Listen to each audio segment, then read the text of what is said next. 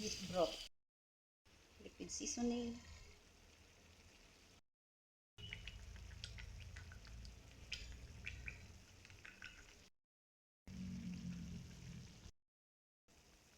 Oyster sauce. Ubusin na natin. Konti na lang man to. Lagay tayo ng soy sauce.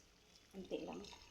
So, normally, may brown sugar to siya. Pero, dahil gumamit tayo ng oyster sauce, at yung oyster sauce, manamis-namis na. So, wag na lang tayo maglagay ng brown sugar. Ating beef teriyaki.